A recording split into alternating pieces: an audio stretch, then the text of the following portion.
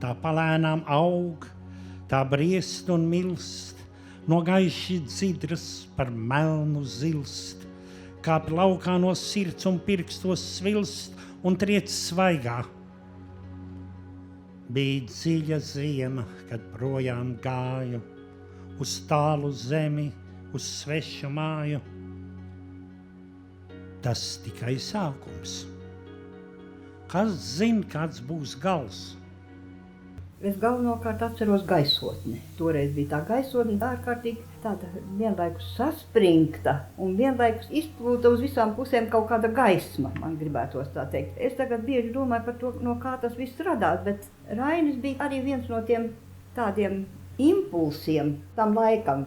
Un viņš sakrita kopā ar to, ka mums bija vesela plejāde ļoti talantīgu dzejnieku un prozaiķu. Vienā laikā viņi bija, ne pa vienām tā kā Rainis, bet vesela kaudzīta. Un vēl sakritība bija tāda, ka cilvēki bija kā, man jāsaka tās vārdi, kā traki pēc literatūras. Ne tik vien pēc dzejas, arī prózu lasīja milzīgos metienos. Un tā gaisotne visi bija tāda, kas jundīja kaut ko darīt, labu darīt otram. Un ar Raini viņš bija impulss un viņš bija arī mums arī atspēriena punkts. Toreiz. Es strādāju izdevniecībā, pie Raina pieminekļa es biju, kad viņu atklāja, atceros to milzīgo Ļaužu jūru pa visu esplanādu. Es katrā ziņā ne centrā, kaut kur maliņā biju. Un es nedomāju, ka tie visi bija sadzīti skolnieki. Nē, tur bija veci cilvēki un jauni cilvēki. Nu, bija jau skolas arī, un bija skolas, kas bija nākuši pašas, un bija skolas, kas varbūt bija organizēti nākuši, bet tas laukums bija pilns ar cilvēkiem.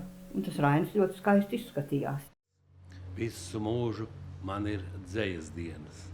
Jānis dusēs saldi, dziļā smilšu trimdā, 3 reizes triecis zirgus, stikla kalnā dzimtā. Visu mūžu man ir dzejas dienas. Sirdsasiņu vīrs. Ik rītu viņš uzmodās jau mazā gaismiņā. Lai pat no visspēlgākajās ziemās neizžustošā sirdsasiņu avota sanestu tās ļaužu sirdīs un prātos. Tīrs aizvien kurējās uguns māju pavardos. Tīrs augu dienu priekšā turējās apvārsnis. Žēl, ka šajā valstī vairs nav vērts nodot tukšo tādu. Atceros tālus dzerstiņus kādā Rīgas miteklī, kad 3. rītā, kurā visas kapeikas izbeigušās, jautri vācām tukšos traukus, līksmu šķindēdam, ar pārpilnajām ķiselēm rīta saulē, aizvazājāmies līdz veicim, kur šo nastu varēja nodot, lai nopirktu pēdējo. Izdzert pēdējo jau nemaz nav tik bēdīgi, ja apzinies, ka tas ir pēdējais.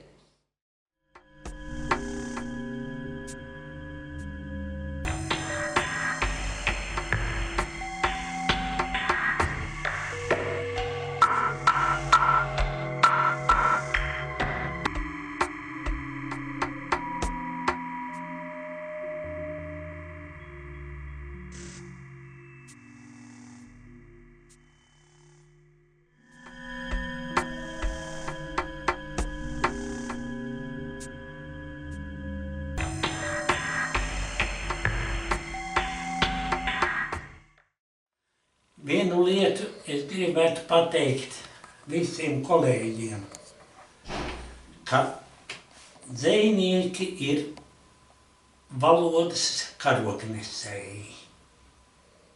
Un lai to viņi nekad neaizmirst. Jo tieši no dzejas dzimst, attīstās valoda, veidojās jaunas formas, jauni vārdi, jauni jēdzieni. Paldies visai pasaulē. Paldies par to, ka es šai laikā dzimis.